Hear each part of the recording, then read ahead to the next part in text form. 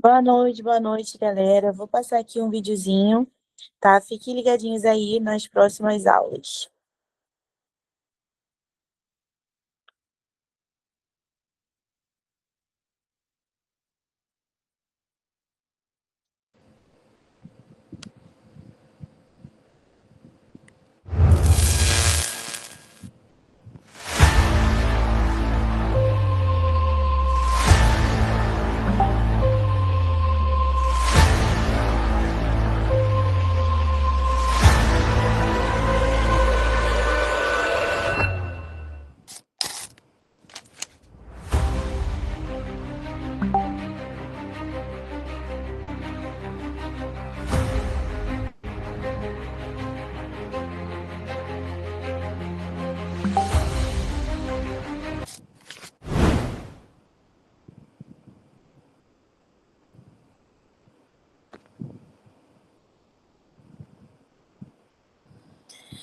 Pronto, pessoal, é isso. Vai ter aula ainda, né, de história.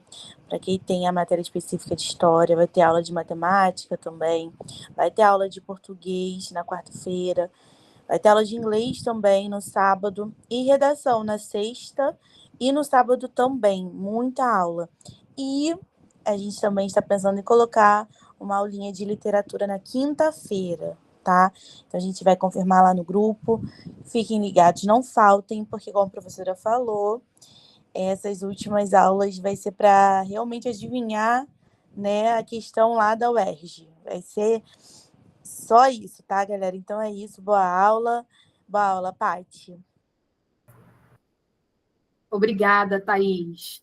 Boa noite, meus amores. Vamos chegando aí, que hoje a aula, como eu falei para vocês no início, a aula eu trouxe para vocês, né, na aula de hoje. Eu fiz uma surpresa para vocês repararam, né?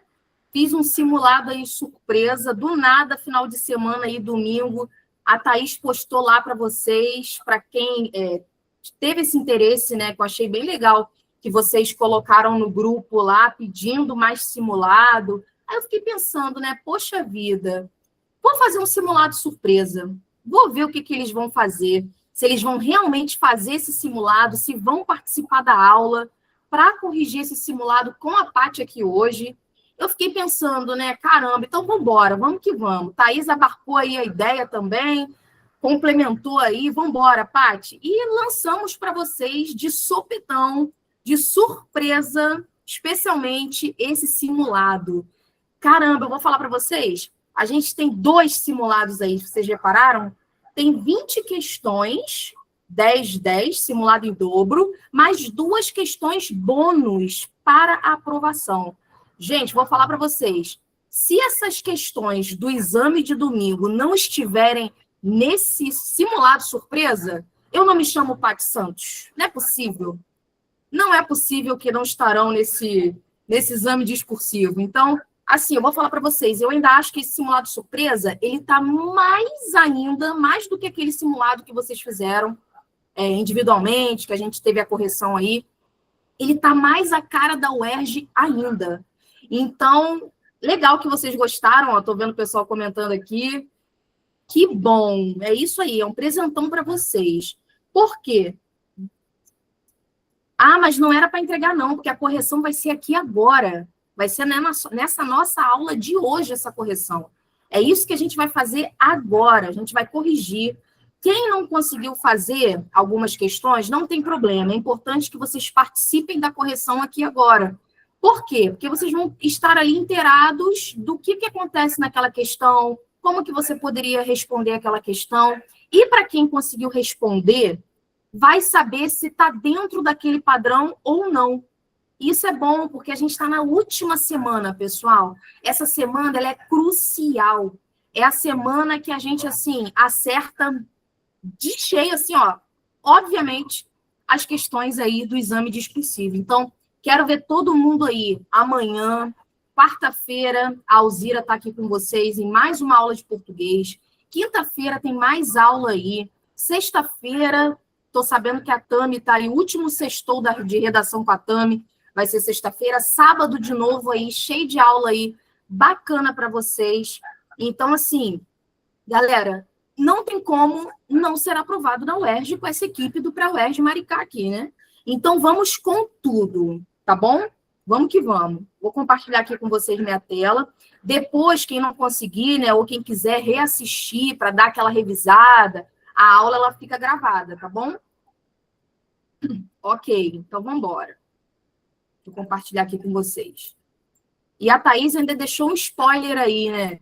Que quinta-feira estamos aí querendo colocar uma aula de literatura para vocês, que vocês pediram bastante, né? Então, aguardem aí, que pode vir essa novidade aí de quinta-feira, aula de literatura. Mas, vamos embora. Olha só, queria mostrar uma coisa para vocês, antes da gente fazer a correção, é rapidinho, tá? Como que é o exame discursivo da UERJ, né? Muitos alunos ficam em dúvida, ficam achando assim, que lá dentro do exame tem separado questões de português e questões de literatura.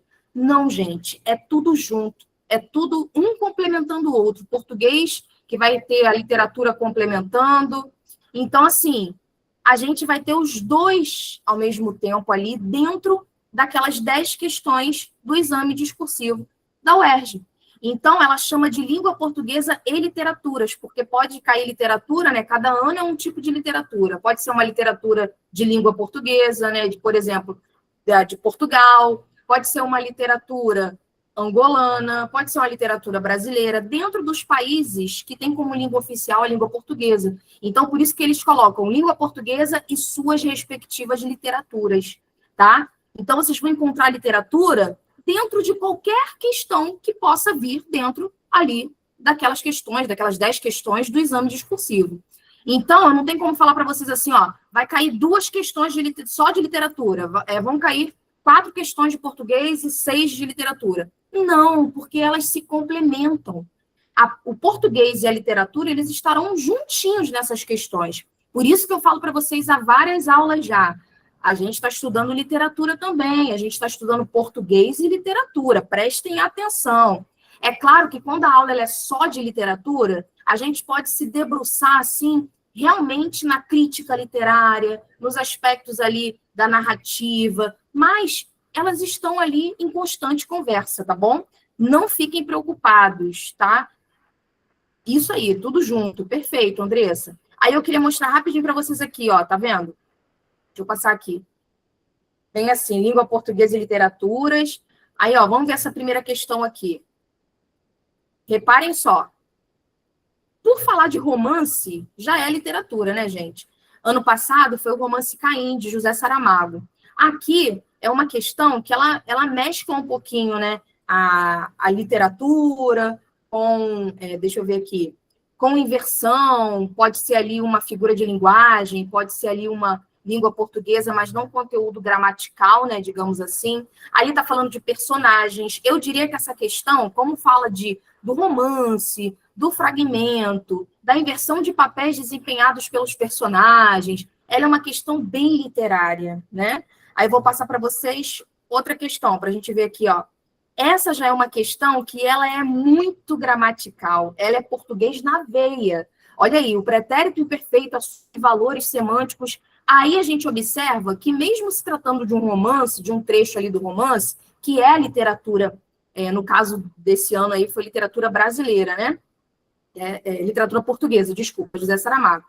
A gente sabe que aí a gente tem a literatura trabalhando com a questão do romance, né? Mas essa questão, ela quis trabalhar inteiramente ali com o pretérito imperfeito. Então, aí é uma questão puramente verbal. Então, eu diria que essa questão aí já é português na veia, como eu falei para vocês, né? É conteúdo, é gramática. Aí vem a outra questão, ó. Essa questão 3 aqui, ela continua sendo uma questão português na veia. Por quê? Porque fala de verbo, mas ao mesmo tempo tem a questão ali de ser um trecho que você tem que saber o que acontece entre personagens, o que acontece dentro da narrativa. Então, olha como eles estão conversando aí. Tem uma questão que eu gosto muito, deixa eu passar direto para ela aqui. Mais uma que é puramente, ó, português, fala de valor semântico, de conectivo. Aí a gente tem semântica, né? Que é uma área dentro da língua portuguesa. Mais uma vez, olha essa que interessante. Essa é a literatura. fala da metanarrativa. A literatura em português, de novo, ó. De novo, bonitinho, metanarrativa. Vai falar daquela narrativa que está ali sendo utilizada para falar dela mesma. Olha que interessante. Há um recurso linguístico que pode ser empregado aí nessa metanarrativa. E olha que ano passado teve metanarrativa. Esse ano também terá. Prestem atenção que a gente vai falar disso aí, nesse simulado surpresa. A UERJ, gente, é uma banca que ela é muito previsível, né? A gente que estuda aí anos e anos a banca, as questões, né? A nossa área especificamente, a gente vê que dá para a gente prever várias situações, várias coisas. Botar uma hora para acabar, todo mundo correndo para acabar. Misericórdia. Oi, Duda, quer falar alguma coisa? Pode falar. Oi, professora, boa noite. Boa noite. Nesse caso aí que você mostrou do exemplo, ele pede para indicar no fragmento um exemplo. Aí eu teria que transcrever uma frase que está no trecho, assim? Isso aí. Ele quer que você indique, pode ser uma palavra, pode ser uma expressão.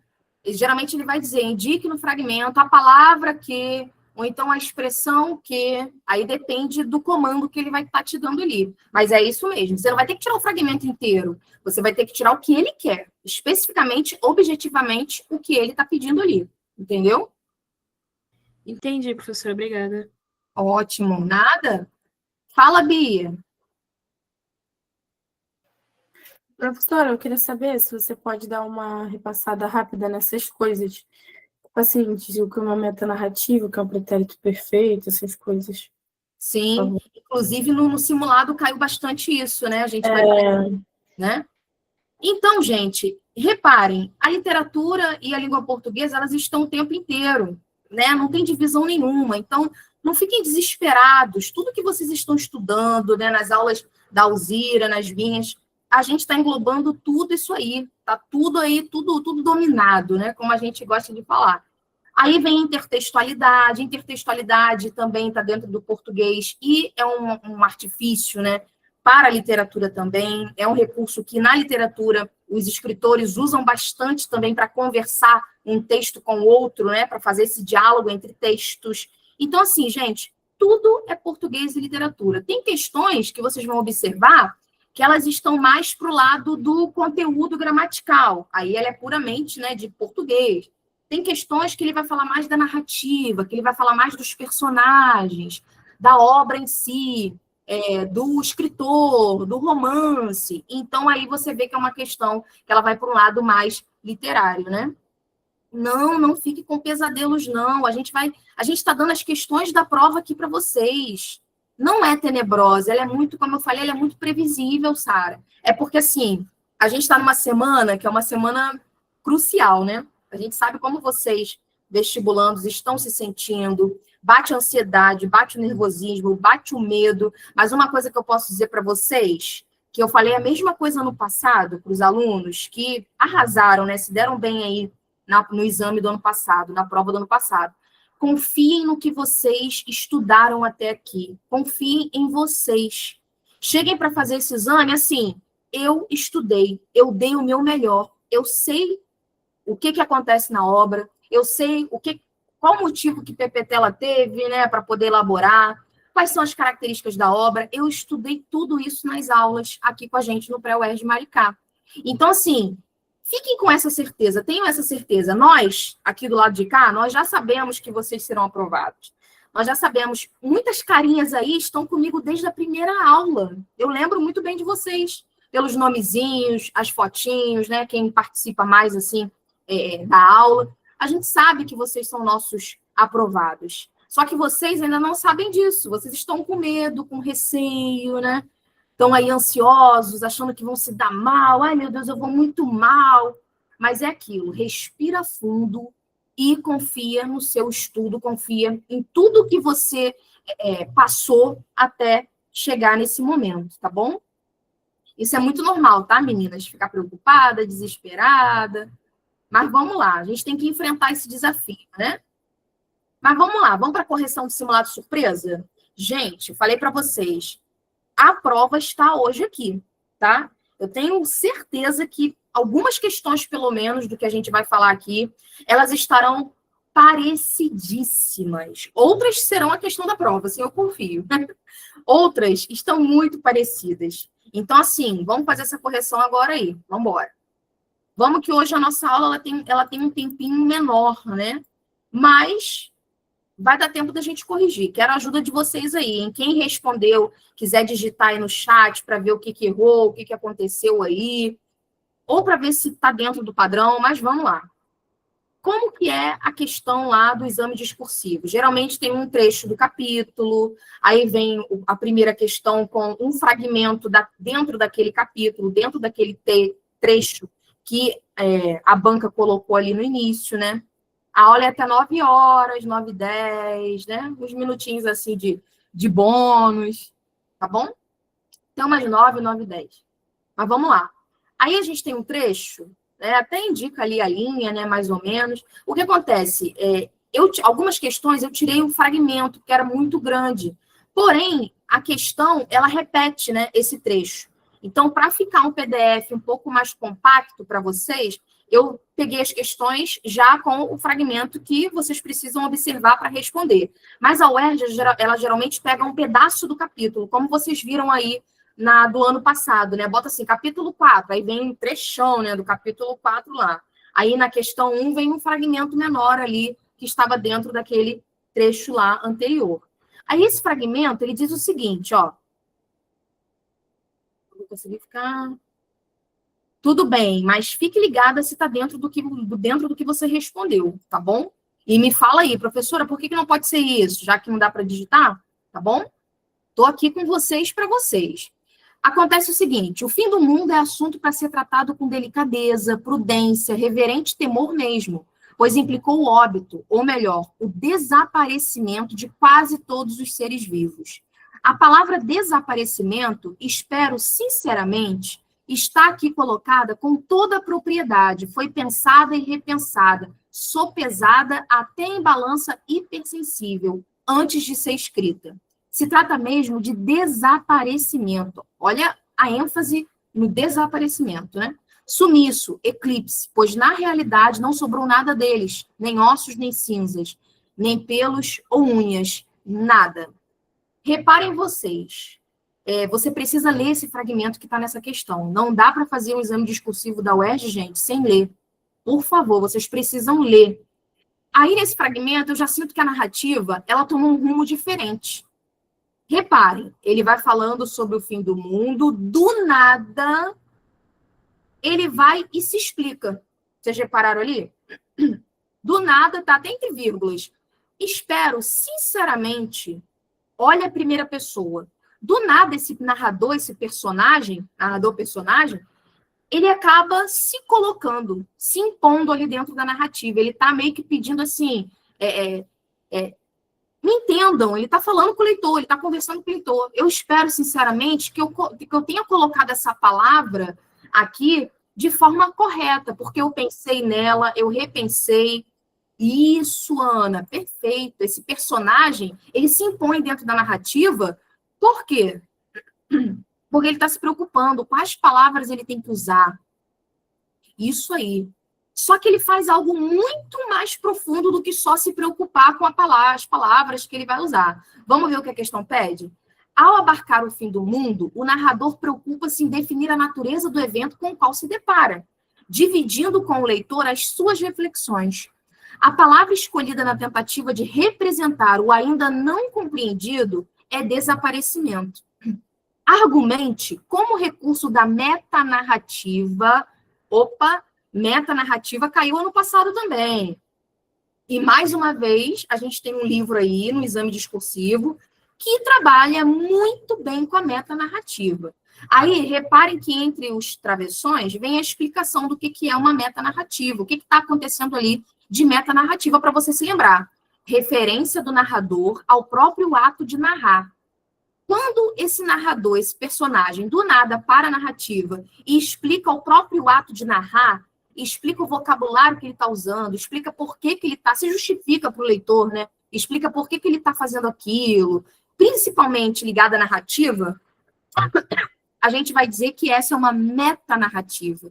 É tipo metalinguagem, já ouviram falar nessa figura de linguagem? a metalinguagem? É até uma função metalinguística.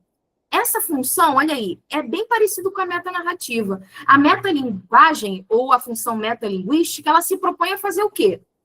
Ela é a língua portuguesa sendo utilizada para falar dela mesma. É quando você tem uma definição de uma palavra, né, uma explicação do que significa tal palavra. Isso é explicar uma definição de alguma coisa dentro da língua portuguesa. Isso é metalinguagem, ou função metalinguística, que a gente está falando de literatura, né? Então, a literatura trabalha com funções, né? A função metalinguística é uma delas.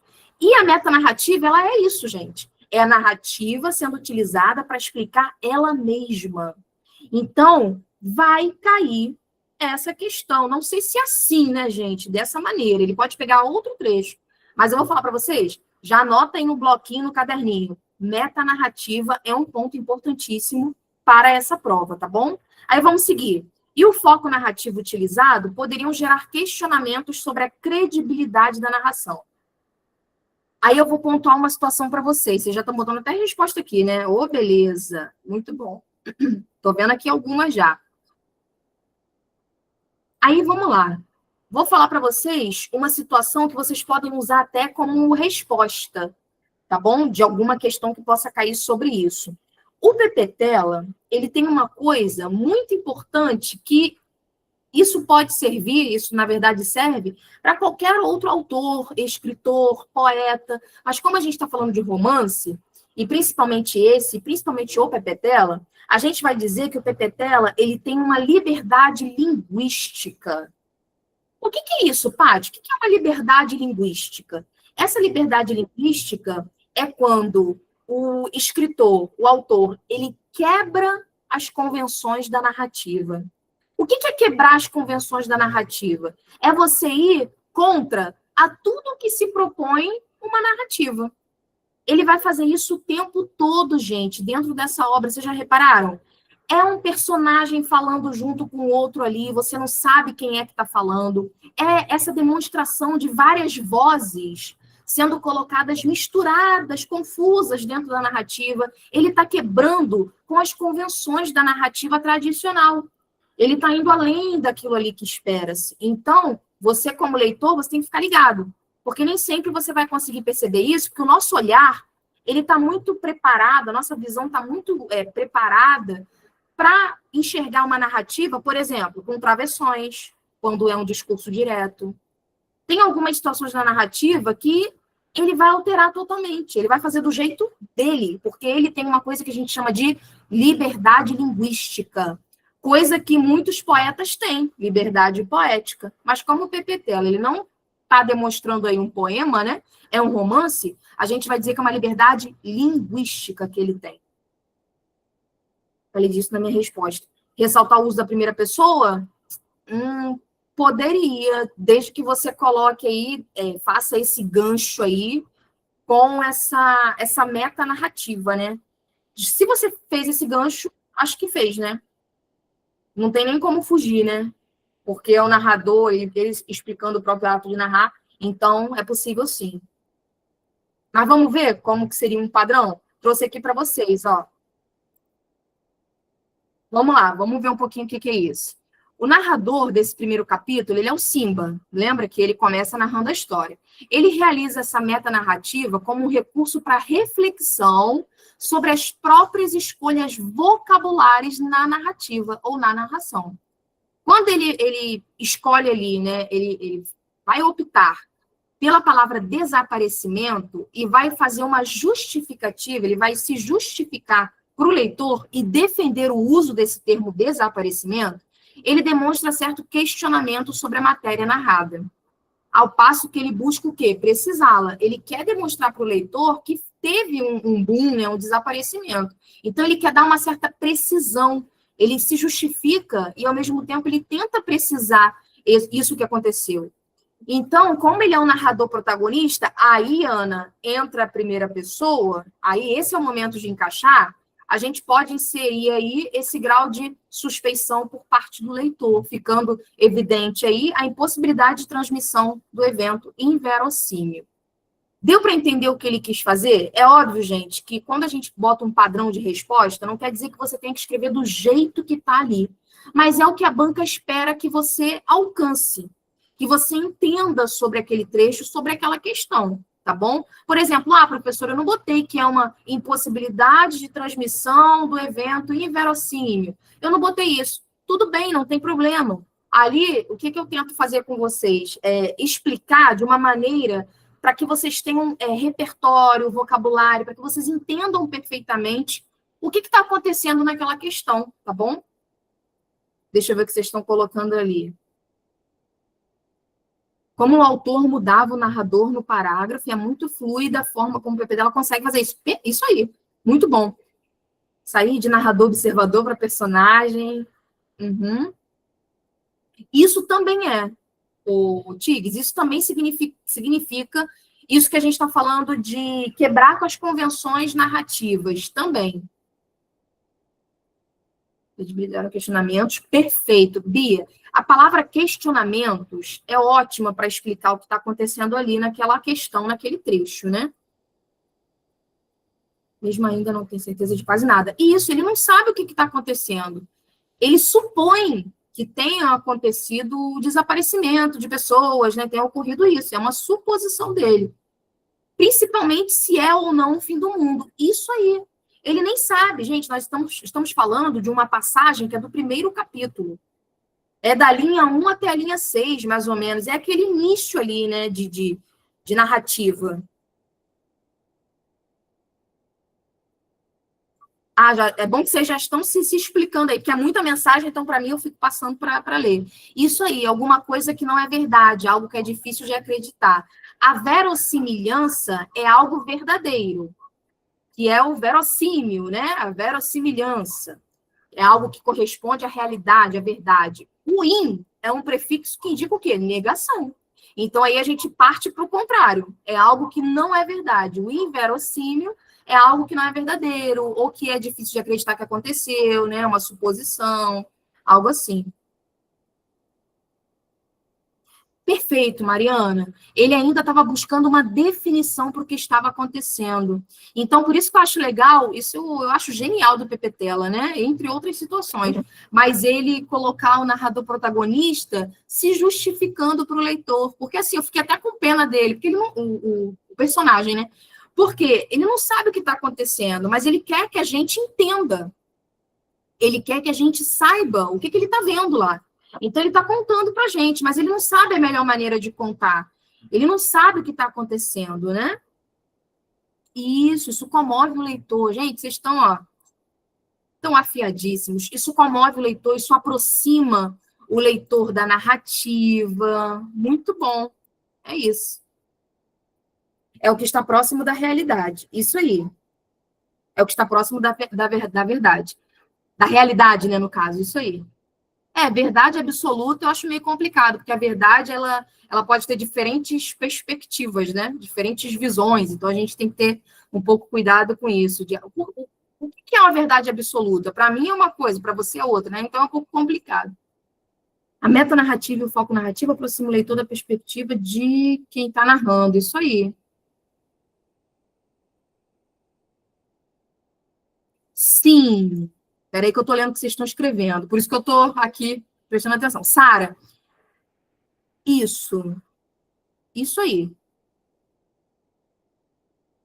Muito bom. Vamos para a questão 2, vamos lá. Gente, vocês estão me ajudando muito na aula de hoje, que maravilhosos. Vocês estão dando a aula aí no chat, olha que lindo. Caramba, eu lembro da primeira aula, todo mundo assim, envergonhado, tímido, chat vazio. Gente, o que houve aí com a galera, né? Agora vocês estão arrasando, é isso aí. Vamos treinar, porque o grande dia está chegando. Mais um trecho, né, que a banca gosta de colocar ali, para que você faça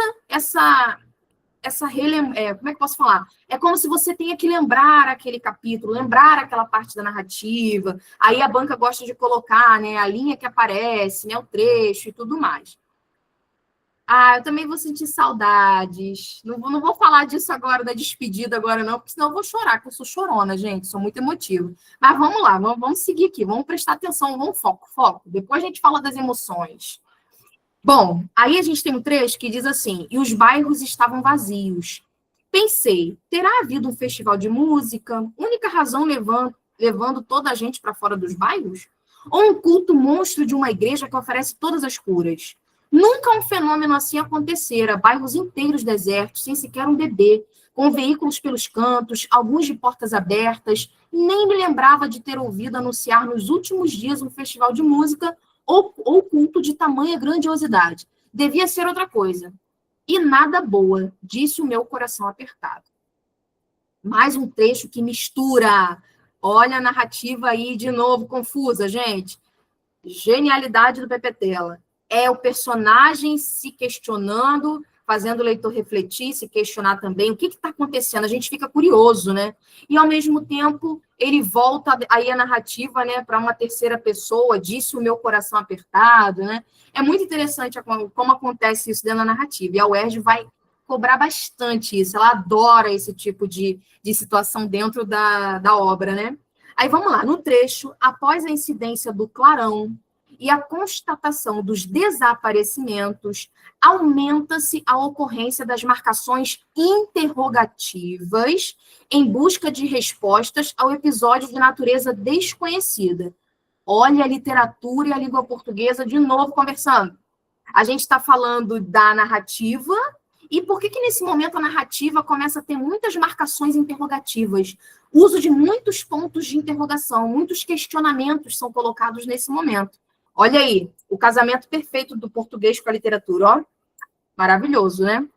Comente como o uso da pontuação favorece a construção de sentidos ao enredo e ao caráter do personagem narrador deste capítulo.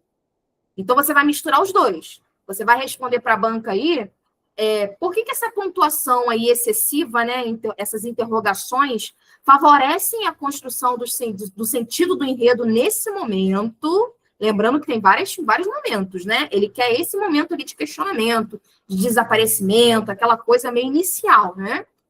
E ele quer que você fale também quanto ao caráter do personagem.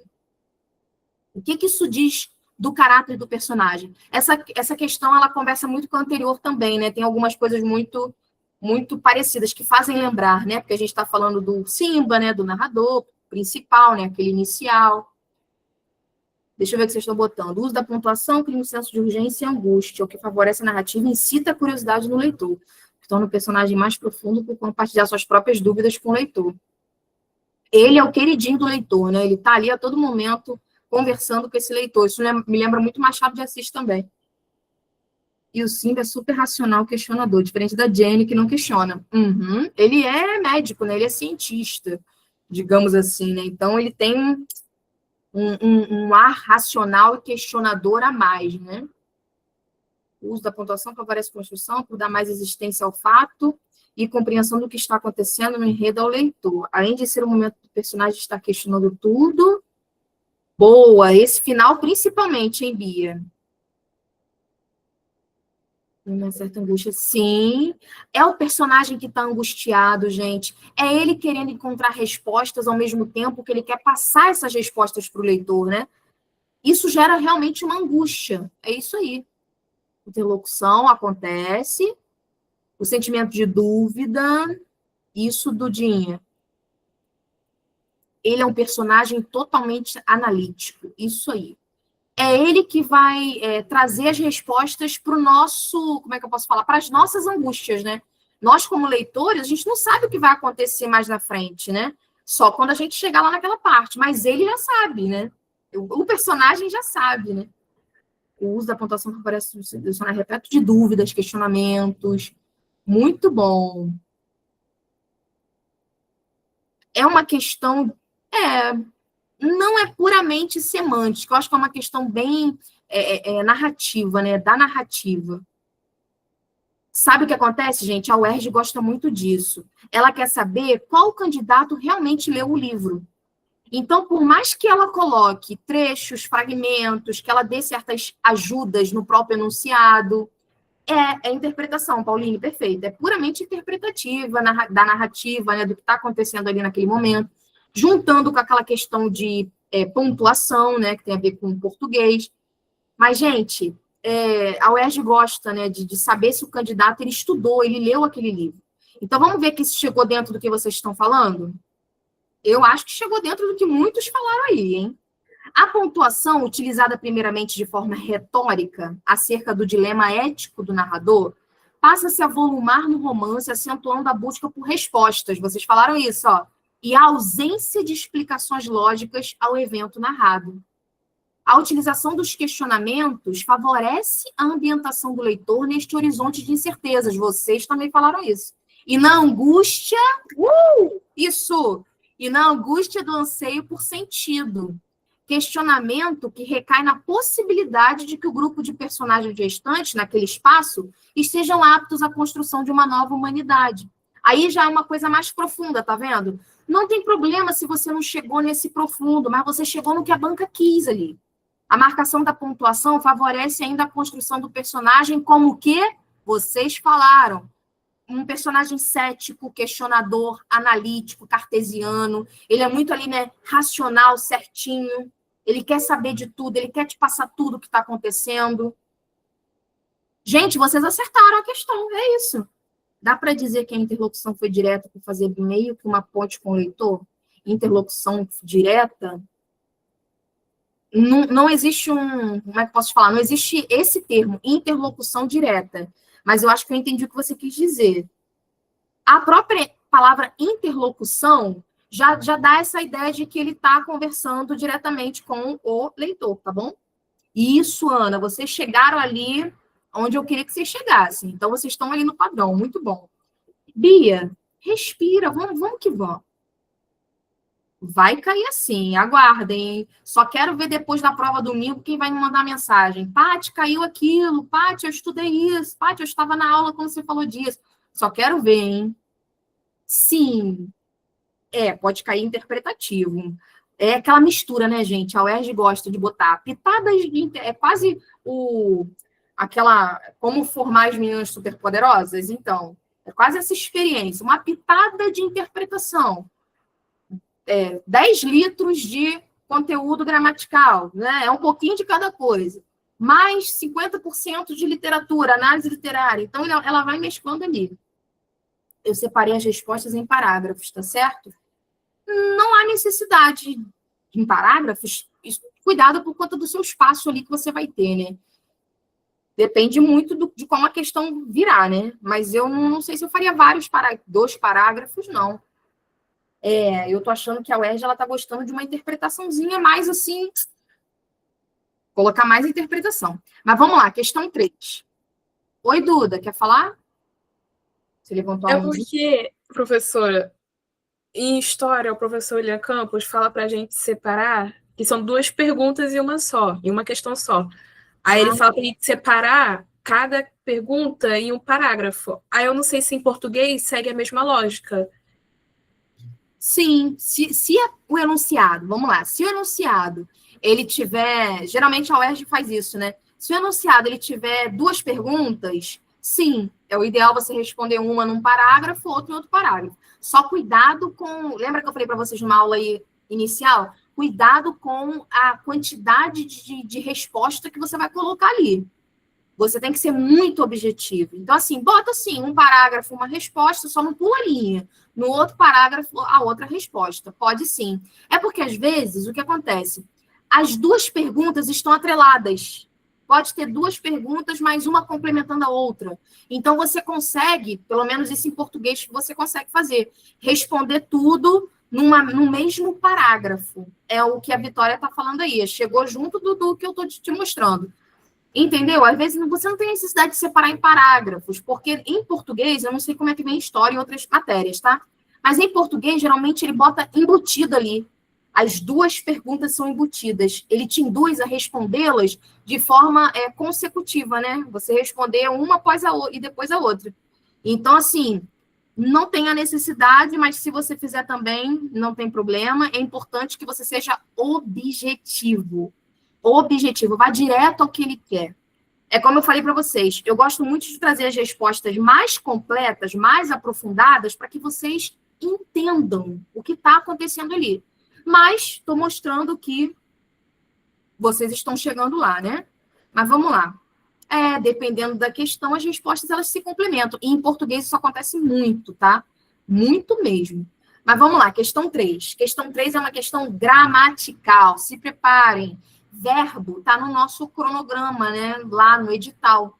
Então, assim, é uma questão que fala de verbo. O verbo vai cair. Tempo verbal, modo verbal, de repente vai ter uma questão, duas, né? A questão diz o seguinte: a maior parte das doações, sempre o soubemos, ficava para eles próprios, em salários e viagens desnecessários, mas íamos fazer mais como? Aí vem assim, os verbos na língua portuguesa são constituídos de pequenas partes chamadas de morfemas. São unidades mínimas que formam uma palavra, né? Sendo cada uma delas dotadas de significado. Os morfemas que formam os verbos são radical, que é aquela parte que não se modifica, que fica bonitinha para todas as pessoas, né? Todas as formas de conjugação. Vogal temática, que é a vogal principal do verbo. Para descobrir a vogal temática do verbo, você coloca o verbo no infinitivo. Por exemplo, amei. Qual é a vogal temática de amei? É o é? É o i? Não. Você vai colocar ele no infinitivo. Amar. Aí a vogal temática é o A, tá bom? Cuidado com isso.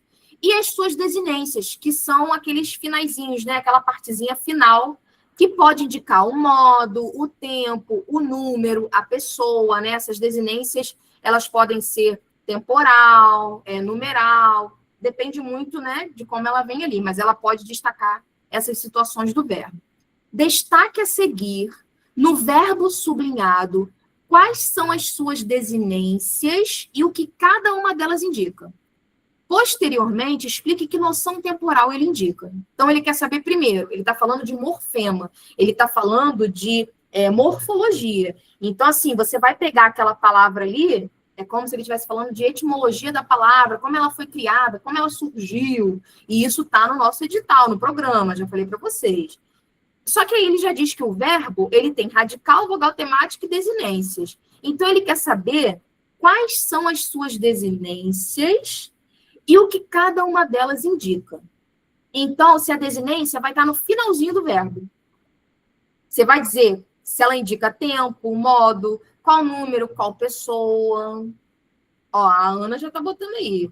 Vogal temática, quando a gente fala de verbo especificamente, a vogal temática, você tem que botar o verbo no infinitivo para descobrir qual é a vogal temática dele. Isso só serve para verbo, tá? Como que você vai saber? É a vogal que faz parte da conjugação. Se é verbo da primeira conjugação, vai ser a vogal temática A. Se é verbo da segunda conjugação, terminada em er, vai ser a vogal temática E. Se é verbo da terceira conjugação, terminada em ir, vai ser a vogal temática I. Só que qual é a pegadinha? O verbo está conjugado. Por exemplo, cantei.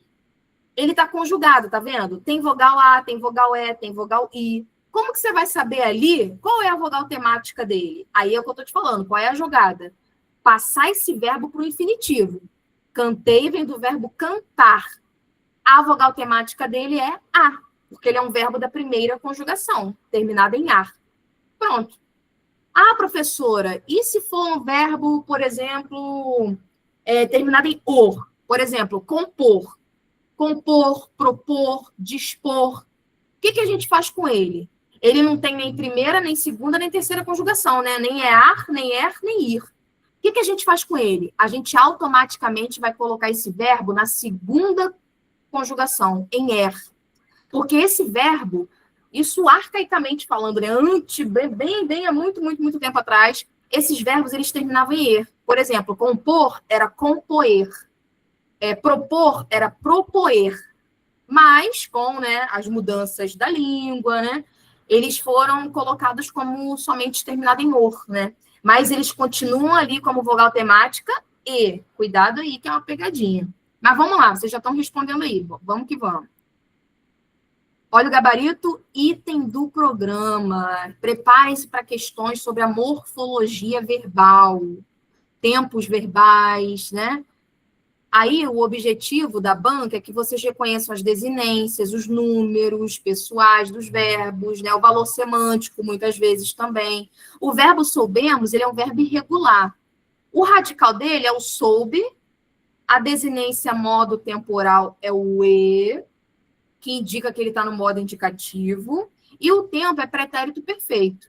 A desinência é o mos, que é o que a questão queria, ó, só que aí eu aprofundei para que vocês relembrassem cada pedacinho, né? Aí o mos indica a primeira pessoa do plural. A Ana colocou isso aí, que era o mos, né, a desinência, indica a primeira pessoa do plural. Em que tempo tá? Tinha outra pergunta, lembra? Em que tempo esse verbo se encontra? Esse verbo está no pretérito perfeito. Ele traz uma ideia de um passado já concluído e pontual. Porém, ele é, na verdade, quando a gente fala de pretérito perfeito, é um passado concluído, finalizado, não é isso? Porém, olha como ele vem na questão, gente. Olha a pegadinha. Olha como ele vem. Ele está totalmente finalizado? Não. Olha a palavrinha que aparece antes dele. Sempre. Sempre. O sempre está indicando o quê? Algo que você faz de forma habitual. Olha que pegadinha tem nessa questão. Vocês entenderam? Sempre o soubemos. A gente sabe que o soubemos é pretérito perfeito, finalizado. Mas o sempre, ele está ali para causar essa dúvida mesmo. Cuidado com esse trecho, com essa pegadinha. Esse sempre ali está indicando algo habitual. Então, por mais que seja um verbo, vamos lá para o gabarito, ó. Por mais que seja um verbo no pretérito perfeito, e a gente sabe que ele indica uma ação concluída, isso confunde, isso é uma pegadinha. É uma ação concluída, ali naquela sentença em que ele foi colocado, ele tem ali um sentido, né? Ele tem ali uma noção de um passado recorrente, porque ele está acompanhado do vocábulo sempre, da palavra sempre. Olha aí, que interessante. Quando você demonstra isso para a banca fica felizinha, né? Porque você entendeu ali que por mais que ele seja um verbo conjugado no pretérito perfeito, você tem uma situação diferenciada acontecendo nessa frase ali. Gente, prestem atenção nas palavras daquele fragmento, prestem atenção no sentido que elas carregam, né? Que elas colocam ali naquele fragmento, tá bom? Vamos lá, próxima questão. Voltar o slide para o anterior. Eu vou postar para vocês esse gabarito depois, tá bom? Assim que a aula acabar, eu vou disponibilizar para que vocês deem uma olhadinha, né? Entendam melhor as respostas. Era esse, Mari, que você queria que voltasse? Era o gabarito, é isso? Não? Qual era? A questão? Ah, tá. Aí a questão. Não, gente, olha só. Não é que o verbo ele vai mudar o tempo por conta da palavra que está antes dele. Não, não foi isso que a gente botou no gabarito. Preste atenção, não foi isso que a gente botou como resposta. Ele vai continuar tendo o tempo, o modo, tudo bonitinho dele. Porém, quando ele vem com outras palavras ali cercando ele, é onde você tem que ficar atento, é onde você tem que ficar ligado. Porque as palavras, elas podem mudar o sentido. E isso é o que a Juliana falou aí. As palavras que vêm ali em volta do verbo, que estão próximas ao verbo, elas não vão mudar somente ele, não. Elas podem mudar todo o enunciado, elas podem mudar todo o sentido da frase, né? Mas ali, por ela estar bem pertinho do verbo, é importante destacar como ela conseguiu mudar essa semântica, esse sentido do verbo. Ele não vai ser alterado do tempo que ele já tem, que ele já está. O tempo vai continuar. O que muda é a palavrinha que apareceu antes. Fala, Ju. Foi sem querer, professora, desculpa. Tudo bem. Bom, já foi, né? Vambora, vamos que vamos. Questão 4, galera. Teve dúvida? Destaquem que outro trecho era na prova ou na questão. Ah, é porque essa questão... Aí você poderia ter puxado do seu conhecimento de outras partes, né, da obra, da narrativa, mas é porque essa questão ela tinha um pedação do capítulo assim anterior. Nem cabia aí no slide, era um trecho enorme do capítulo, quase uma página assim. Aí, dentro daquele trecho ali, isso que eu ia explicar para vocês, você tinha a possibilidade de escolher outro fragmento, entendeu? Na hora, assim, da prova, você vai ter essa opção ali, mas é que, assim, era enorme o trecho, então... Poderia ter usado outra frase, não tem problema nenhum, tá bom? É até bacana, porque fez com que vocês meio que recordassem o que já tinham estudado, né? Já tinham lido na obra para poder usar aí. Então, não tem problema nenhum. Vamos lá, a questão diz o seguinte. Pensei, terá havido um festival de música, única razão levando toda a gente para fora dos bairros? Ou um culto monstro de uma igreja que oferece todas as curas? Reparem, esse trecho também parece com a questão anterior, porque é um fragmento grande do capítulo, aí vem questões fazendo referência a ele. A UERJ gosta também de fazer isso. Colocar um trecho grande de um capítulo, né, como se fosse uma página, duas, enfim, é realmente um trecho bacana. E ele diz assim, responda as questões 4 e 5. Aí são questões relacionadas a esse trecho, justamente para não ter que ficar botando aquele trecho de novo, né? Ali dentro daquela prova, tá? Mas vamos lá. No gênero narrativo, não exclusivo a ele, é comumente usado o discurso direto, sendo ele indicado por pontuações como travessão, 2 pontos ou e aspas, né? Aquilo que eu falei para vocês, de quebrar com as convenções narrativas, olha aí. Identifique por que o trecho indicado não apresenta essa pontuação e ainda assim é considerado um discurso direto. Eita, que questão boa da UERJ colocar. Olha aí. Gente, vai cair questão assim, né? Eu não sei se com esse trecho, mas eles vão pedir isso, porque o PPT ele tem a liberdade linguística, ele quebra com as convenções tradicionais das narrativas, né? Aí, além disso, destaquem que outro trecho esse mesmo recurso é replicado. Você poderia destacar esse trecho desse capítulo, né? Como eu não coloquei o trecho inteiro aí, poderia ter colocado outro, né? Se vocês colocarem ele aí para mim, eu identifico se aparece ou não isso, né? Deixa eu ver o que vocês estão falando. Ah, ele faz o uso da primeira pessoa, que geralmente acontece isso no discurso direto, é isso que você quis dizer? Transcrição exata do pensamento do personagem, antecedida pelo verbo pensei. Uhum. Vamos lá, vamos para o gabarito. Mais um item do programa lá, né? Formas de enunciação, isso tá lá no programa. Discurso direto, tipos de discurso, né?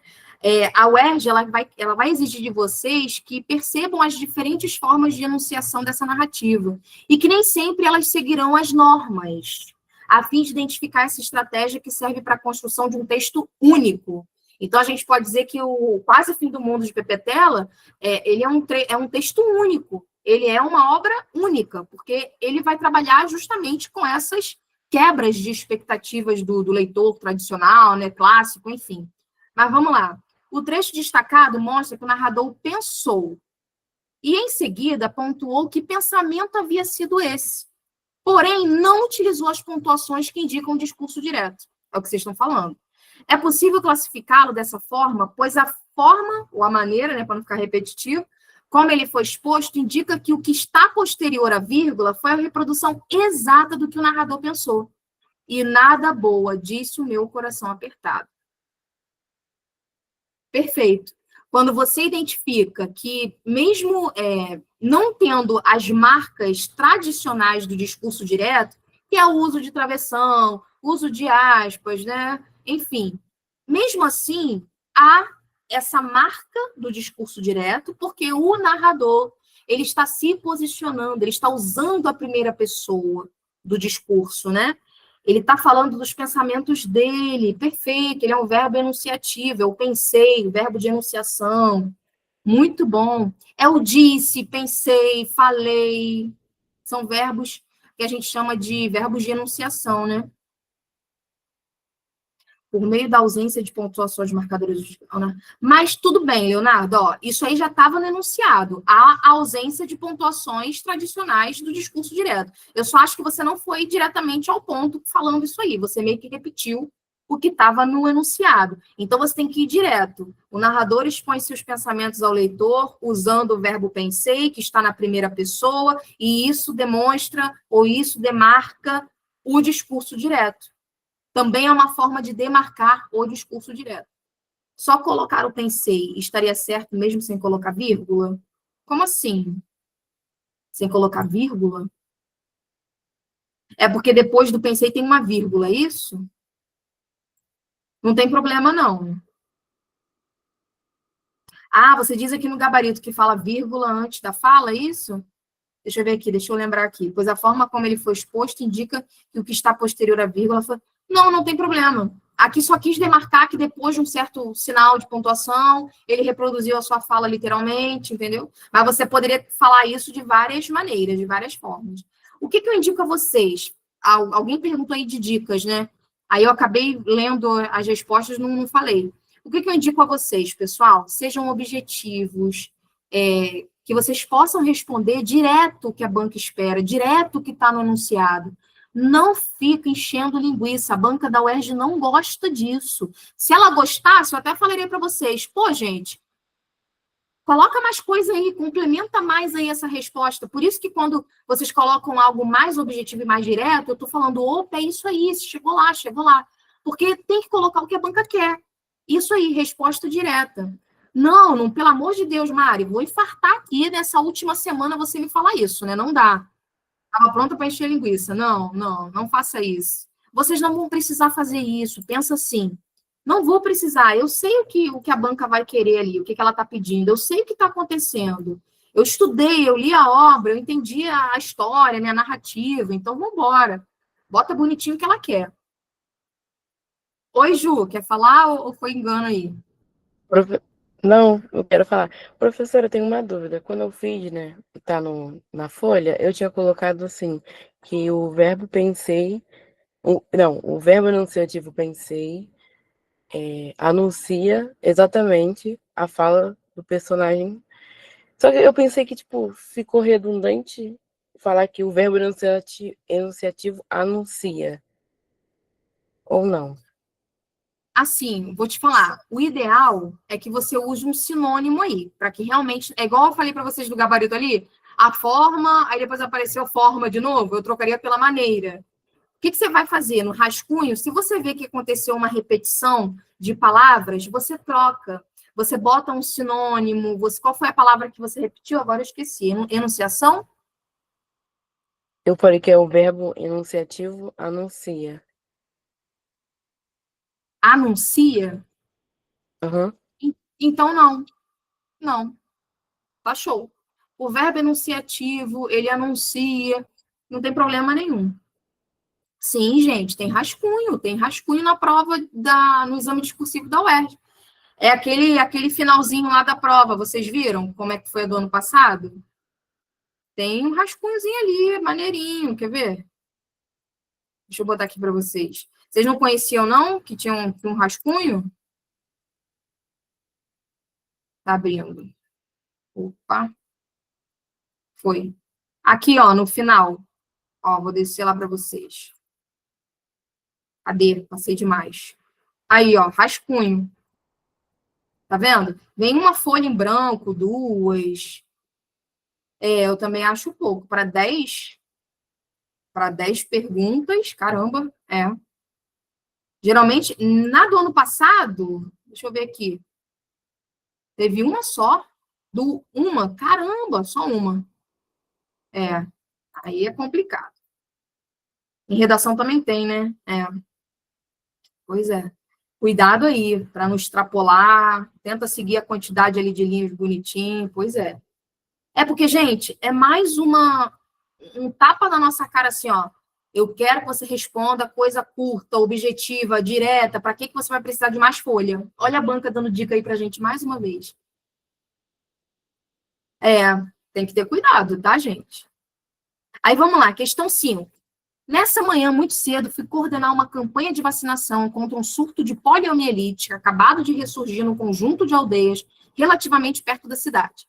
Avanço a acrescentar que a doença já fora dada como extinta várias vezes pelo governo, o que lhe merecera felicitações internacionais. No entanto, ao fim de uns tempos, regressava para provocar explicações descosidas do ministro da Saúde, acusando pragas fomentadas do exterior. Para que um texto seja considerado bem escrito, é necessário que o autor faça uso de elementos coesivos para evitar repetições desnecessárias e não tornar seu texto cansativo. Olha o UERJ mais uma vez falando para a gente assim, seja coerente, evite repetições desnecessárias, evite ficar enchendo linguiça, vá direto ao assunto, senão sua resposta vai ficar cansativa. Mais uma vez, para vocês lembrarem da professora Paty falando isso para vocês na hora da prova. Nesse trecho, foi atribuído ao vocábulo poliomielite um recurso coesivo. Destaque-o, Que recurso coesivo foi esse? Ele quer que você destaque esse recurso utilizado ali, para evitar repetir a palavra poliomielite. Ademais, sinalize de que outras formas a repetição poderia ser evitada. Aí é uma questão muito boa que vai lembrar, vou esperar vocês colocarem aí.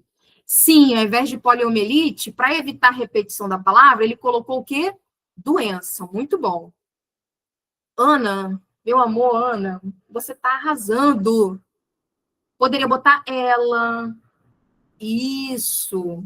Mesmo que você não seja da área científica, né?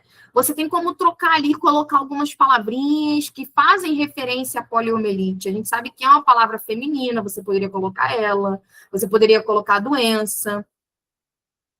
Isso. A mesma. Eu sou bióloga, uma das provas que eu usei meu diploma. Que bacana, Ana, que bacana. Você vai usar, você vai se dar muito bem, então, aí nessa. Ainda mais quando tiver questão que fale sobre o médico, né? O Simba, sobre as impressões dele, sobre, né? Toda a característica desse personagem, você vai, ó, mandar bem. Isso, gente. São do PDF que a UERJ liberou? Não. Não sei te falar, não, mas não achei pela UERJ, não. Eu nem sabia que a UERJ liberava um PDF assim, com questões, possíveis questões, não sei. Mas vamos lá, gabarito. Coesão textual, falar de repetição, de evitar, né, repetições desnecessárias. Olha só como é que ficou. É a palavra doença. Olha só como foi o objetivo, gente. Ele nem botou a palavra doença. Doença. Entre aspas, né? Você está identificando ali que é a palavra. É o que ele estava perguntando inicialmente. Doença. Aí ele vai perguntar ali, né, qual outro recurso coesivo você poderia utilizar. Lembra? Foi aquela segunda pergunta. Aí vamos lá. Nesse trecho foi usado um termo explicitador de poliomielite. Mas também poderia ter sido usado um sinônimo, como, já falaram aí, né, o pronome ela, como paralisia infantil, entre outros nomes que a gente pode aí colocar para substituir a palavra poliomielite, né? Só não pode repetir doença ali, porque doença você já colocou que foi o recurso coesivo utilizado, né? Ele utilizou a palavra doença, né? O substantivo doença aí para deixar ali esse trecho mais claro. Juliana e Duda, quem vai falar aí primeiro? Professora, o meu Oi. professor de história falou que quando a banca pede algo, tipo, que ele não direciona a quantidade, tipo, algumas características, é para botar no mínimo 3. Você indica isso também nessa questão? Ou, tipo, 2 já tá bom?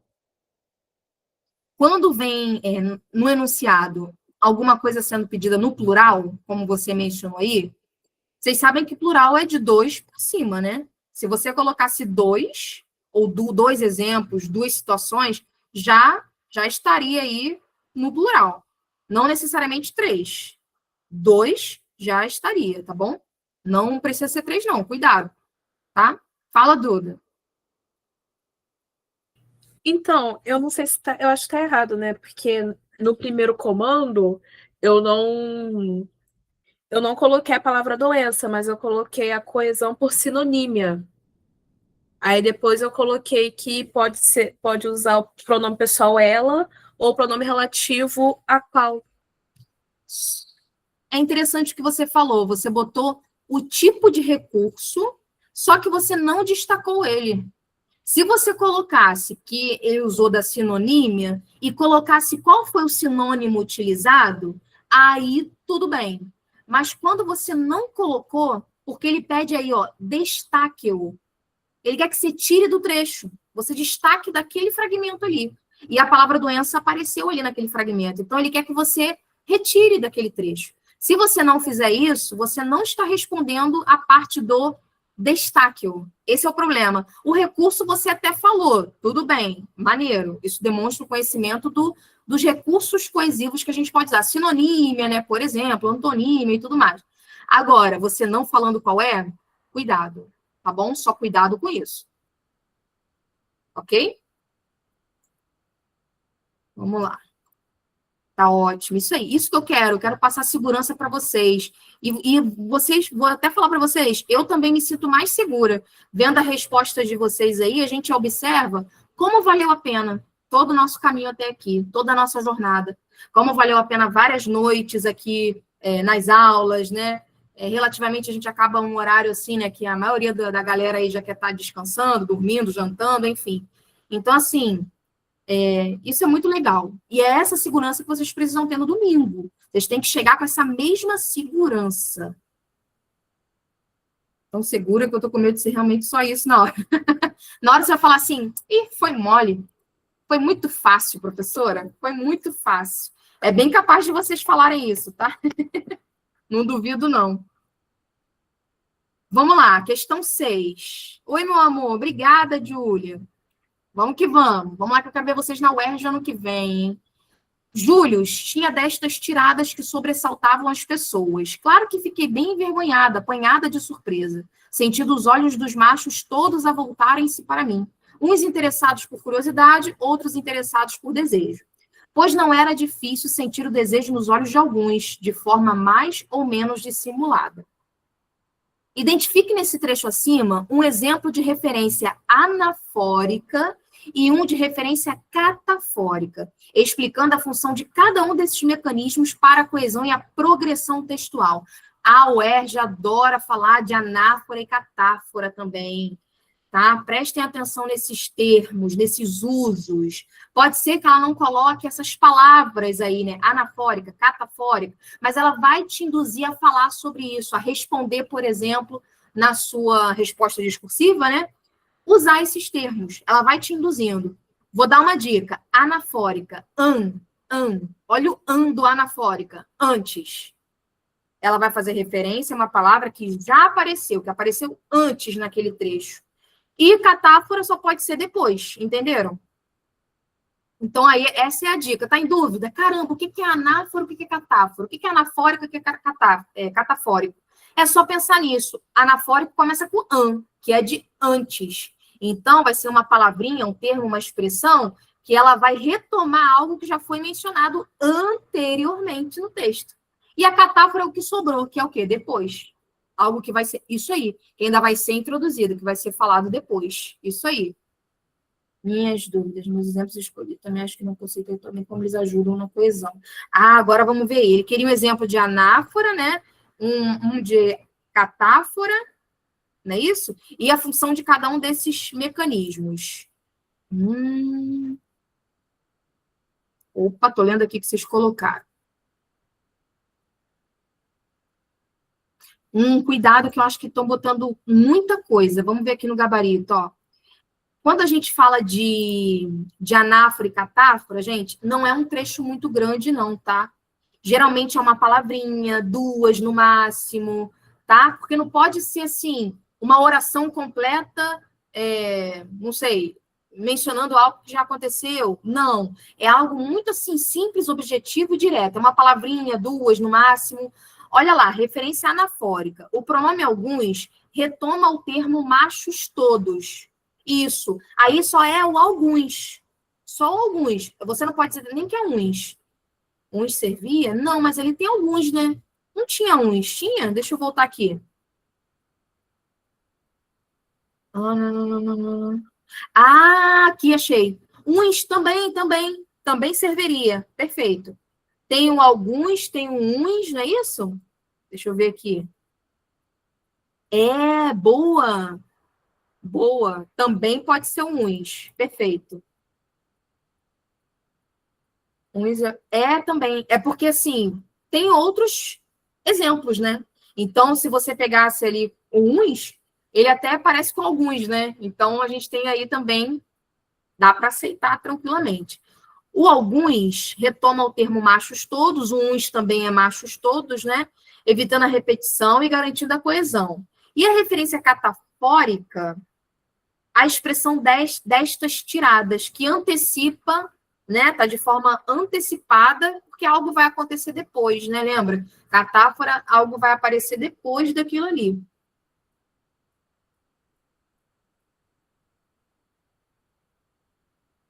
Opa, o que vocês estão falando aqui? Calma aí. Ah, se era a Isis falando nesse trecho? Se eu não me engano, era. Tiradas. Ah, vocês são maravilhosos, vocês já estão se respondendo. Olha que maravilhoso. Outros serviria também como o quê, Léo? Como anáfora ou catáfora? Sem os tiradas? Deixa eu ver aqui. Deixa eu ver aqui destas tiradas. Cadê? É porque se você bota só o destas, fica indefinido. Reparou? Destas o quê? Destas mulheres, destas manhãs, destas tiradas. É essa tirada que é a palavra mais importante dessa expressão, reparou? Sim, porque a gente está falando de elementos anafóricos e catafóricos. Você não pode tirar uma oração inteira, porque é muita palavra que vai estar dentro daquela oração, daquele período, enfim. Ele quer algo específico, algo que seja realmente um elemento que está fazendo referência a algo que foi mencionado anteriormente, ou antecipando alguma coisa que ainda vai aparecer no texto, entendeu? Cuidado, não tirem orações, coisas muito grandes, né? E nem pode, nesse caso, de algumas tiradas, né? Deixa eu voltar aqui no gabarito. Tirar destas tiradas, né? No destas tiradas, colocar só o destas. Por quê? Porque o tiradas é a palavra principal que vai fazer essa catáfora, né? As tiradas, uma das tiradas mencionadas pela Isis é a que ela vai mencionar posteriormente ali pra gente. Entenderam? Então tem que colocar o tiradas. Na página 213, que aparece aí. Isso aí. Bom, vamos embora, gente. A questão 7. Professora? Oi. Não, só porque eu tinha levantado a mão na questão 6, uma dúvida. Eu tinha botado aqui desejo como referência catafórica. Nessa parte aqui, outros interessados por desejo, pois não era difícil sentir o desejo por conta dessa repetição. Isso está correto ou não? Não, porque eu vou te falar. Se ele tivesse falado, se o narrador, enfim, a Isis, né? Se ela tivesse falado aí, qual era o desejo nessa segunda parte, pois não era difícil sentir, aí falar qual era o desejo, aí poderia ser. Mas como ela não menciona, né? Ela só repete a palavra desejo, então não serviria como uma catáfora aí. Sim, só se ela já antecipasse a definição desse desejo, né?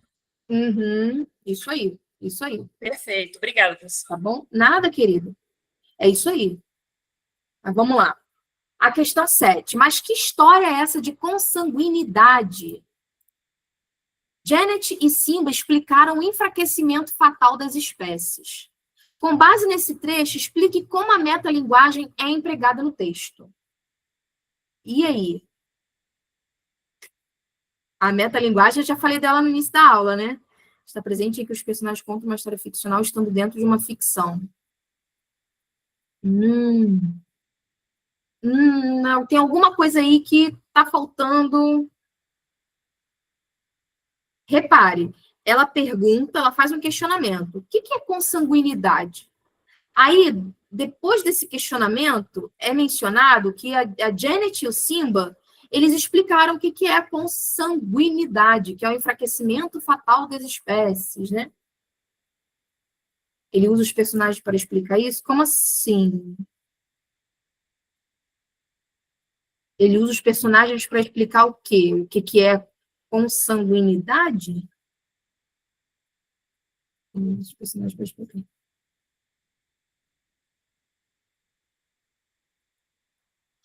Não entendi a sua pergunta. Eu estou lendo e relendo aqui, mas eu não entendi. Fatal das espécies. Expressão narrativa, tipo tirando.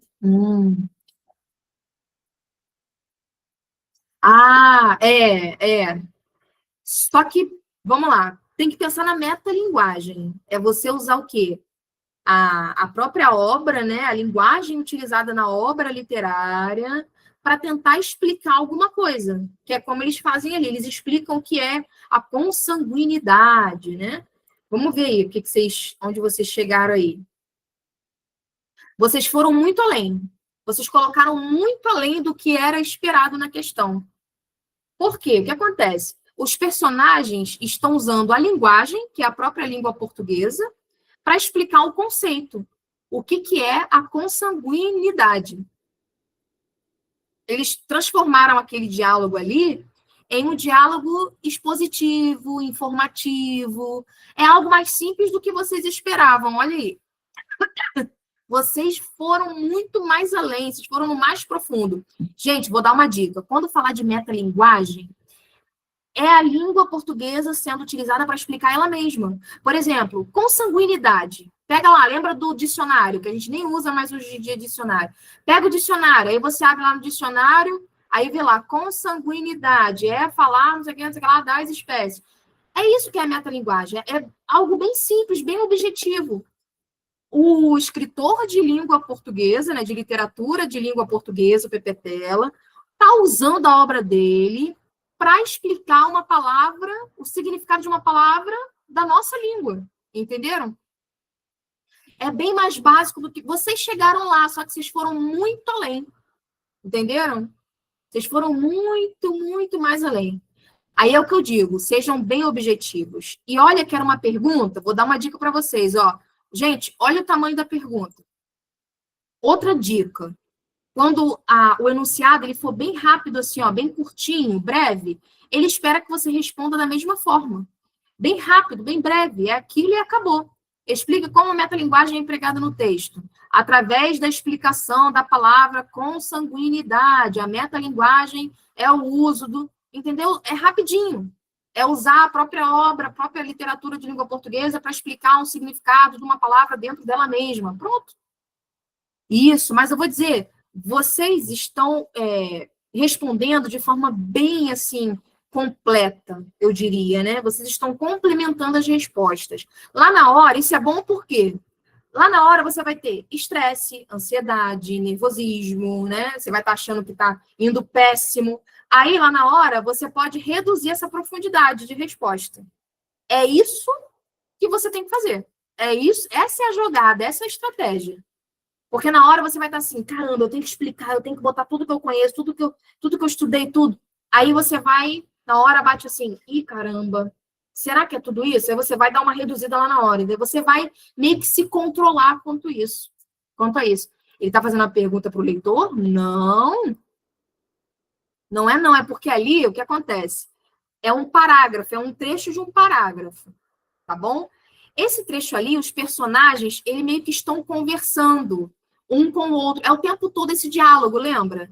É o tempo todo eles conversando. Aí um deles está ali falando, né? Mas que história é essa de consanguinidade? Aí o narrador, ele explica, ó, que a Janet e o Simba, eles explicaram o enfraquecimento fatal das espécies. Eles meio que explicaram o que era essa consanguinidade, entendeu? Isso que aconteceu aí. Não quer dizer que ele está perguntando para o leitor o que é consanguinidade. Não é isso, porque sabe por quê? Porque depois ele explica o que é. Se ele quisesse realmente perguntar ou deixar uma pergunta retórica para o leitor, ele não explicaria depois o que era essa consanguinidade. Entendeu? Essa é a diferença. Ele deixaria só a pergunta. Oi, Mariana. Oi, professora. É que eu botei aí no chat. Pode deixar na resposta esse formato de que eles... Desculpa, naquela hora eu fiz até a pergunta e ficou meio confuso de entender. Ele usou essa questão da Janet e do Simba para poder explicar esse questionamento do que é a consanguinidade, não é isso? É como se a voz dos personagens estivesse ali, não é isso? Só que você está esquecendo da linguagem.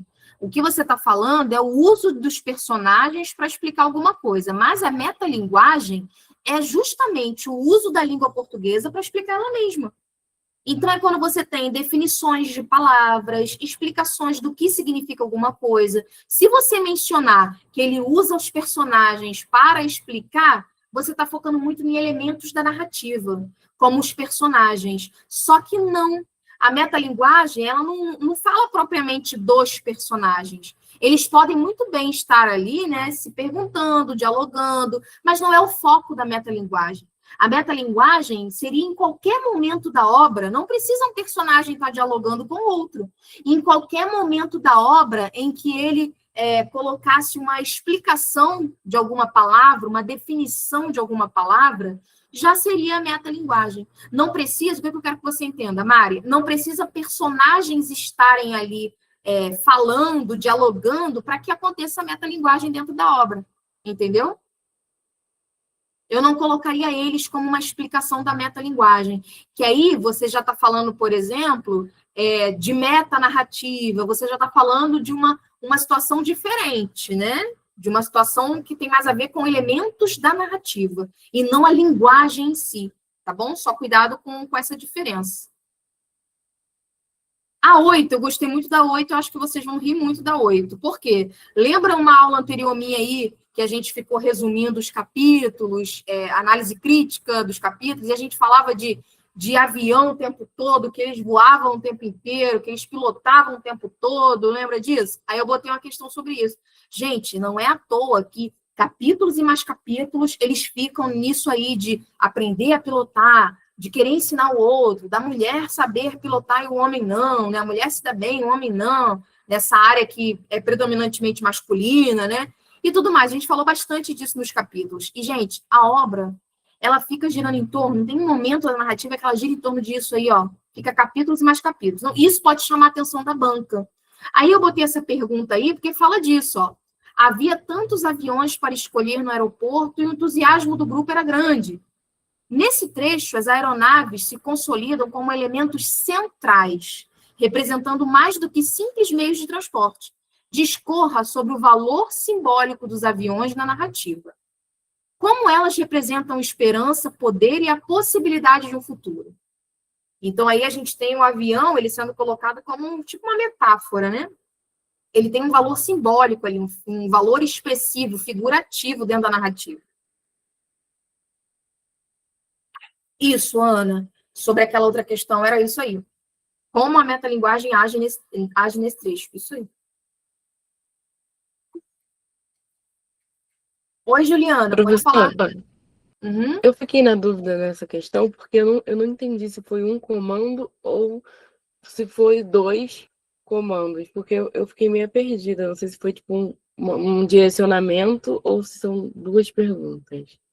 Ele faz o seguinte, você tem que discorrer é meio que explicar, falar sobre, né, o valor simbólico dos aviões. Aí, dentro dessa explicação, que valor simbólico é esse que esses aviões adquirem aí na narrativa, você tem que, dentro dessa sua explicação, dessa sua resposta, falar como eles representam esperança, poder, possibilidade de um futuro, de que maneira eles vão estar representando essas palavrinhas, esses sentimentos.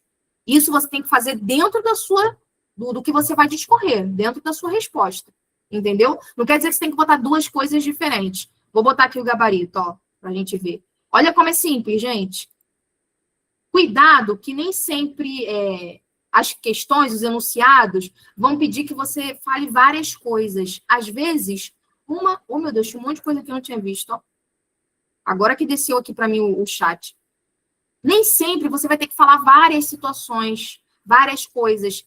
Muitas vezes, o enunciado ele vai querer várias coisas dentro de uma mesma resposta. Você vai poder botar várias situações dentro de uma única resposta. Manuela quer falar? Eu queria perguntar sobre isso da esperança. Se poderia falar que nessa parte do livro, eles ainda não sabiam que não tinha vida em outros países, e falar sobre a esperança de haver vida ainda em outros locais. Uhum. Poderia. Dentro da ideia da esperança, a gente tem várias situações que a gente pode colocar. É a esperança de encontrar outras pessoas, de encontrar vida em outros lugares. É a esperança de escapar daquela situação estagnada ali que eles se encontram. Olha como a dúvida anterior foi bem pertinente ao gabarito aí. A dúvida era, o que eu vou responder? O que ele quer de mim? Olha como a gente complementou? A gente colocou a esperança, o poder e a possibilidade de futuro aí na resposta, tá vendo? Ele só queria que você explicasse que esperança é essa, como a Manuela bem falou ali, uma esperança das, né, que são várias. Qual o poder que tem sobre isso, que tem dentro desse simbolismo aí do avião, e qual a possibilidade de futuro? Qual o futuro que eles almejam com essa simbologia dos aviões, né? Então, olha como foi uma resposta rápida, curta, e tinha o que a banca esperava, tinha ali o que o enunciado queria. Os aviões, eles simbolizam a esperança de escapar da estagnação. Gente, poderia ser outras esperanças, a gente sabe que eles tinham muitas esperanças, né? Como a Manuela bem falou. O poder de controlar o próprio destino, isso que é importante, isso dá um poder para os personagens, né? Agora a gente vai para a Europa, agora a gente vai para tal lugar. Isso você consegue controlar o seu destino. Você consegue saber, agora eu quero ir para tal lugar, agora eu quero ir para outro lugar. Então, o que você vai encontrar naquele lugar? Você não sabe. Então, você está dominando ali o seu destino. E a possibilidade de reconstruir o futuro em outro lugar. Essa reconstrução precisa estar nessa resposta. Porque o enunciado, ele induz a falar isso, né? Olha como ele está. Poder e a possibilidade de um futuro. A possibilidade de que futuro? Eles não sabem o que vai acontecer, mas eles querem reconstruir. Eles se veem, assim, meio que obrigados a reconstruir esse futuro, né? Falar em liberdade também é válido? Quando fala de poder, é isso? Não, sobre a possibilidade de, tipo, agora, teve até uma parte do livro, eu não lembro quem falou, mas falou sobre agora poder ir para qualquer lugar, já que não existia mais, tipo, não precisava mais pagar, né, essas coisas, que eles tinham tudo a favor deles, né, à vontade, assim. Perfeito. Poderia falar em liberdade, poderia falar em recomeçar a sociedade, recomeçar e reconstruir, estão ali ligados, né?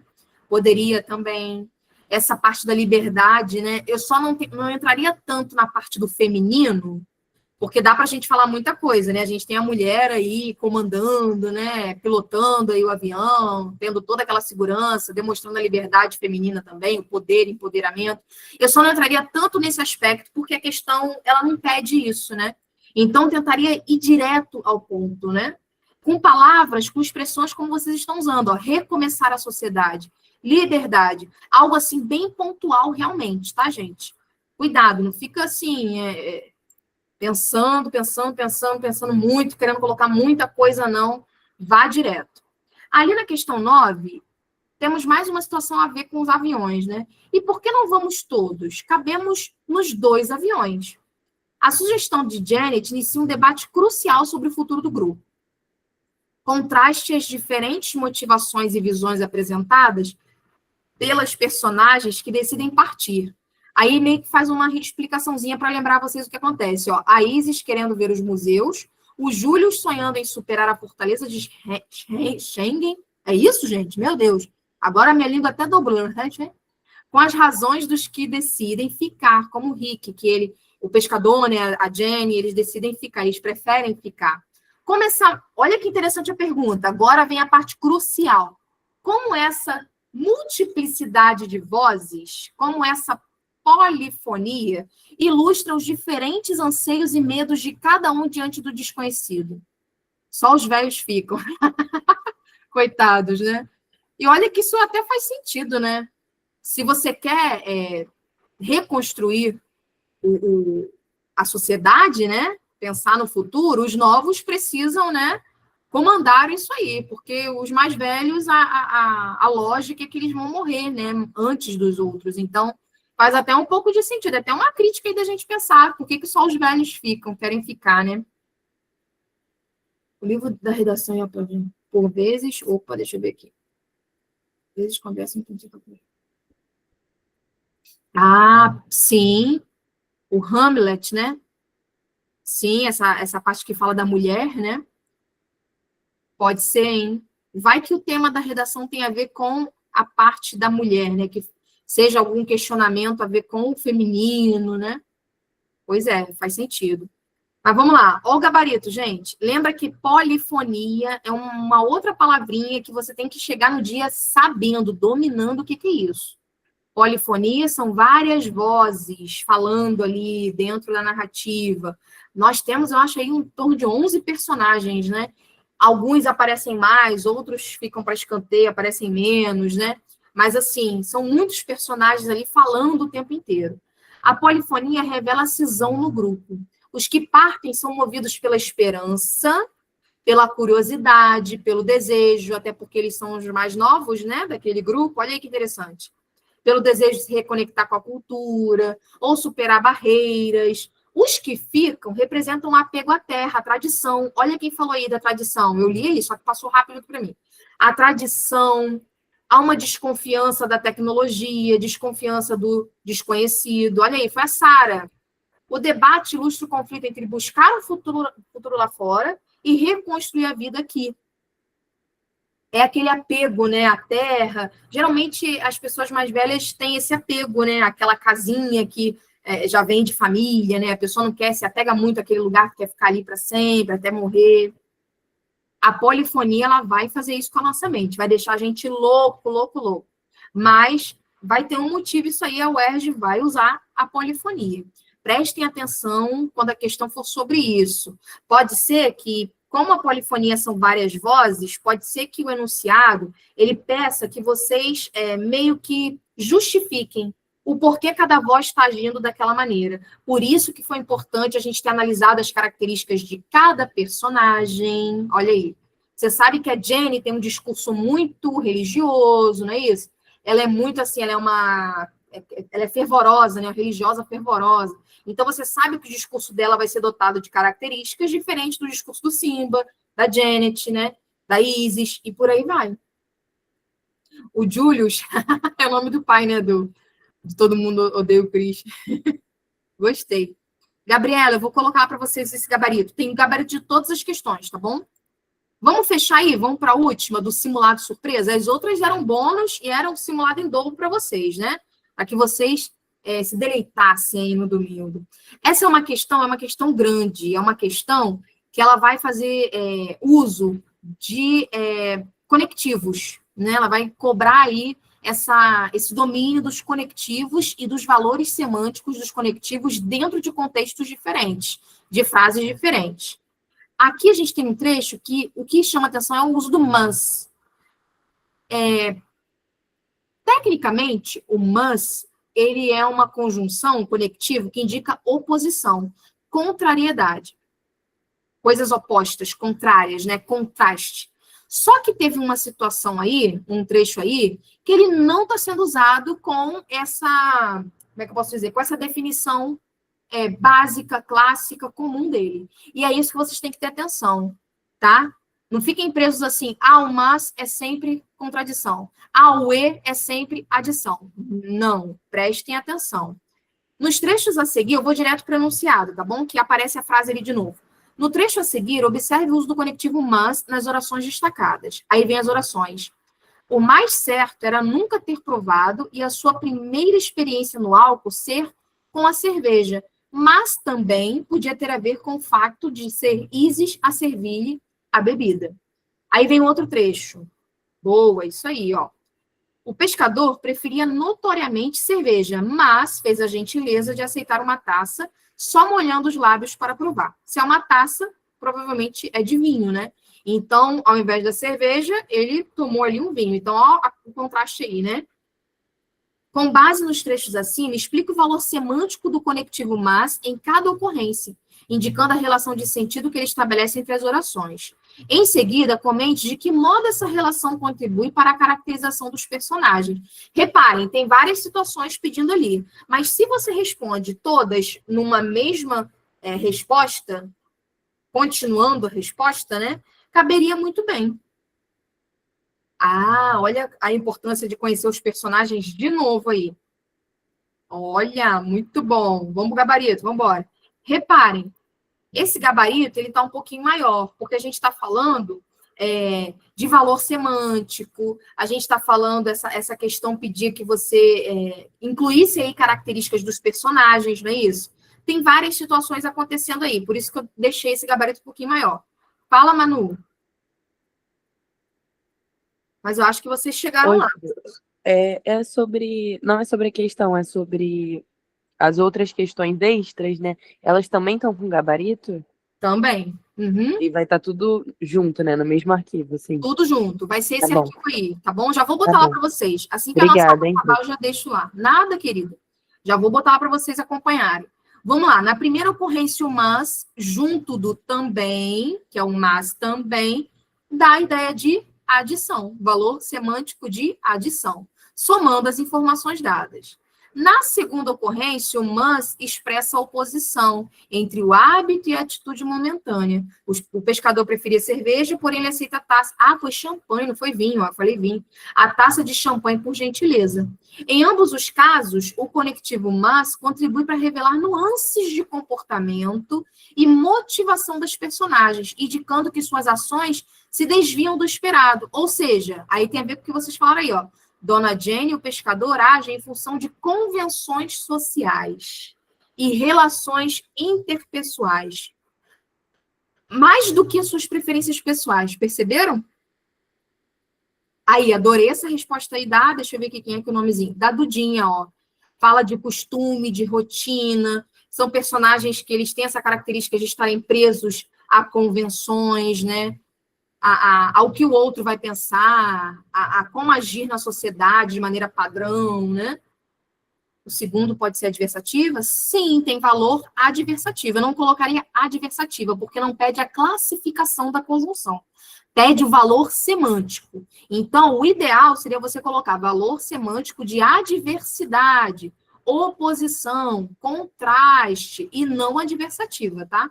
Adversativa é só quando tiver assim, classifique a conjunção, classifique a oração coordenada, né?